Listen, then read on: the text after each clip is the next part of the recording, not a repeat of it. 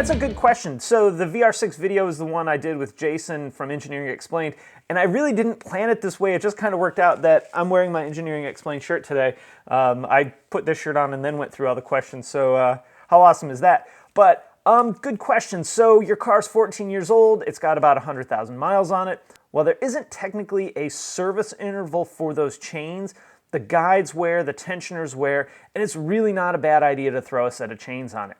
Now I say throw a set of chains on it, but it's not like putting a serpentine belt on or even a timing belt on. In this engine, you actually pull the transmission out and do the timing chains that way.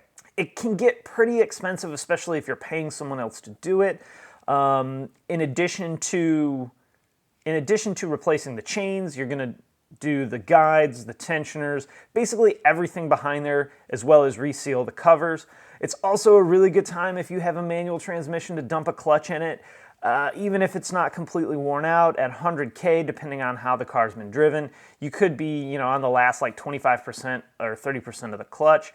If you still plan on keeping it longer, I would go ahead and drop a clutch in it. Never a bad time to do that, especially at 100K.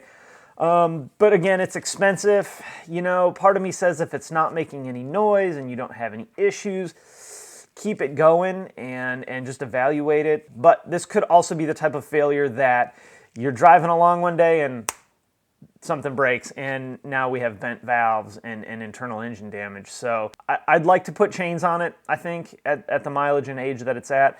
But again, it's expensive, so I can also understand the other side of kind of waiting. But I will tell you that replacing those chains is a hell of a lot cheaper than fixing the cylinder head and having to do internal engine repair. Now you're looking at head gasket, machine work, head bolts, the whole 9 yards. So I would lean more on the side of replacing them than not replacing them.